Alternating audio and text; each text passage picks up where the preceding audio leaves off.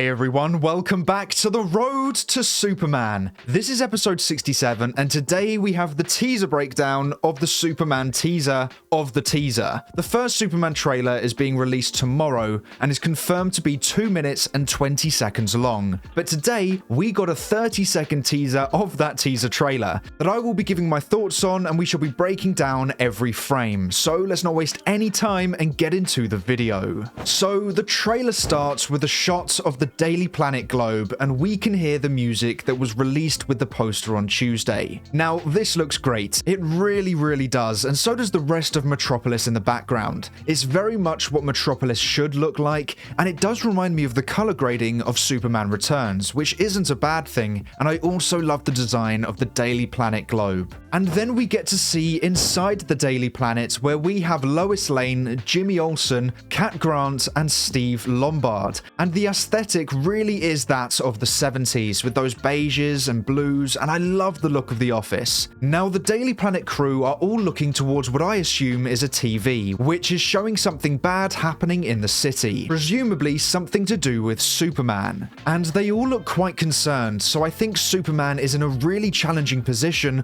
or is facing someone very dangerous and potentially is losing. And then we get quite a few shots of the people of Metropolis all reacting to something happening. Some are looking up, which goes along with the tagline quite nicely, others are looking at something on ground level, and others are looking through windows. But they are all looking at something, and I think they're looking at the same thing, but from different moments throughout that scene. And I think it has something to do with Superman dealing with a certain situation. We saw from the set photos in Cleveland that quite a lot of destruction goes on in Metropolis, and Superman has to deal with it all. So I think that could potentially be what is going on here. And this is also very clever from Gunn, only really including shots in this teaser that we had access to from the Cleveland set photos. So whilst we are technically seeing this all for the first time, we have also seen quite a bit of this from set photos, meaning he's built hype with this teaser but hasn't shown off too much new. But now let's talk about the color grading of these shots. Now, I was very surprised when I saw this because if we look at the color grading, the darks are very dark and the highlights are very strong as well,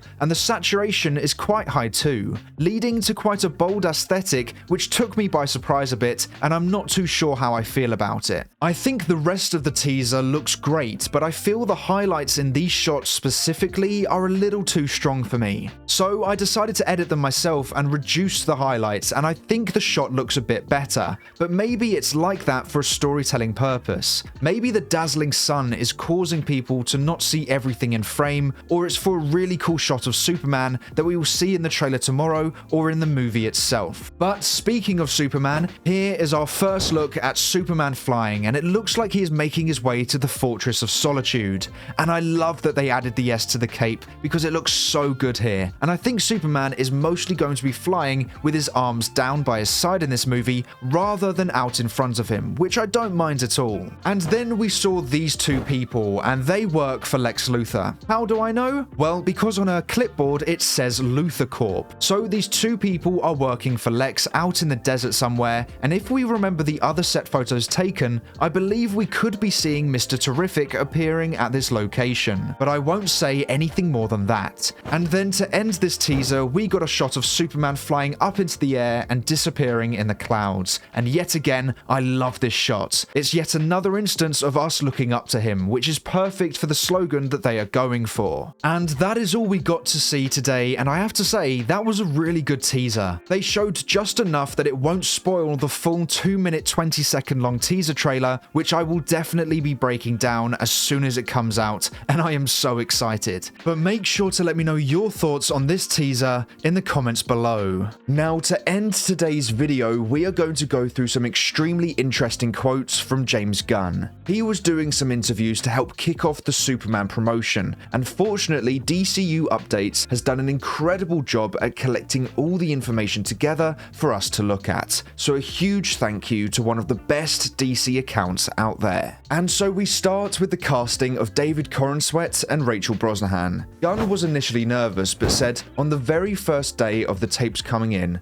I had seen David Corenswet in Pearl. So I said, get him on, get him on. On the very first day, David's tape came in, and so did Rachel's tape, and I saw both of those and I went, oh my god, we're going to be okay. Because both of these people are amazing. Gunn tested all the different couples with a 15-minute scene where actors had to act together and talk and discuss and just communicate. It was something magic when the two of them came up. It's one of my greatest moments in filmmaking. And that's very promising. They are both very talented actors, and it's nice to hear that they have good chemistry, and I can't wait to see that on screen. But now onto the Clark and Lois relationship in this movie. Gunn described it as a complicated relationship, and we really get into it. He elaborated, there's long scenes that are about their relationship and the way they relate and what it could be like for a person who's this incredibly intelligent, strong-headed, stubborn, skeptical journalist to have a relationship with someone who can lift a skyscraper. And when asked if Lois knows Clark is Superman, Gunn teased, well, we'll see. She knows who Superman is. Now this is very, very interesting. So his final comments there kind of indicates two different things potentially. Either she knows that Superman exists, or she knows who Superman really is, as in Clark Kent. Now I think Gunn means she is aware of Superman and has her suspicions that Clark is Superman, but she isn't 100% sure, which will play into their complicated relationship that they have. Now Screen Rant shared a part of the interview that I absolutely love. Gunn said, I think that all previous DC media influenced me. I think that obviously the original Donna movie influenced me, but there's also a lot of things that this isn't, like I'm just making a Donna type movie. It's very different from that. Zack Snyder did some excellent stuff, so there's a lot of ways that influenced me. There's a lot of ways in which the DC animated universe influenced me, and then there's also a lot of stuff from the comic books and above and beyond anything else, All-Star Superman, that influenced me more than anything. To take that sort of Silver Age feel, that sort of science fiction approach to it with gadgets, Lex Luthor is really sort of a sorcerer in a way. He's a scientist, but he's so good at science, and I think of him as like a sorcerer. So everything influenced me. And then it's just something that's completely us. The relationship between David and Rachel's characters on screen is something I don't think we've seen in, I hate to say this stuff, but I don't think it's something we've ever seen in any superhero movie ever. And this sounds incredible. I really like how Gunn is taking inspiration from the Donna films, Snyder's films, the animated universe, and the comics. I've been reading All-Star Superman, and I love the advanced technology that story has. And I do believe Gunn when he says he doesn't think we've seen something like this in a superhero film before. I want that. I want something unique, and it looks like Gunn is delivering that. And now onto the Superman costume. Gunn had actually been on Team No Trunks for quite a while, but said, we were trying on all these different versions, and we screen tested with trunks and no trunks. And it was David Corenswet that persuaded James Gunn to go with the trunks. He said, Superman wants kids to not be afraid of him. He's an alien. He's got these incredible powers. He shoots beams out of his eyes. He's this incredibly powerful, could be considered scary individual, and he wants people to like him. He wants to be a symbol of hope and positivity. Gunn added, he dresses like a professional wrestler. He dresses in a way that makes people unafraid of him, that shows that hope, that shows that positivity. Trying to make it look serious is silly because he is a superhero. He's the first one, brightly colored, and that's who he is. Now that's a really good way of looking at it, and I hadn't really considered that until now. As many of you may know, I've been on Team No Trunks for a long time, but I think the trunks can work if designed well. And people who opposed me said it's a classic part of Superman, but they never explained why they were needed. I think the symbol of hope and the cape are far more important to the look of Superman, and I think Cavill Superman really shows how a modern day Superman can look great without the trunks. But I really like David's explanation here. To kids, an alien with that much power could be seen as really scary, so having this costume that isn't intimidating at all can help remove that fear. So that is a really good reason for the trunks to be there, and I'm so glad that the person playing Superman can understand that and explain it to people like me who didn't really see it like that. And also, if we think about it, in the DCU, a lot of the people with powers aren't good people, or are heroes who are becoming a problem and don't have a good relationship with the public. So actually, a hero who looks less threatening and more welcoming is probably needed in that sense too. The only thing I'm not a big fan of is what Gunn said here. He said, trying to make it look serious Lois is silly because he is a superhero, because I think taking superheroes seriously is a brilliant way of making these movies. In the DCU, maybe not, but as a whole, I think saying it's silly to try and make it look serious is a huge generalization that maybe doesn't work for him, but I think it does work for many others. But now on to what Gunn has said about the action and flight scenes in the film. Gunn explains the aerial sequences are inspired by Top Gun Maverick. We shoot a lot of our action with actual drones flying in and around Superman and the people that he's flying with, engineer, whoever else, that he's fighting up in the air. We've got these really small, crazy drones now. We've got some of the best flyers in the world here who are working with it. And I absolutely love that. Top Gun Maverick has some of the best aerial action scenes I've ever seen,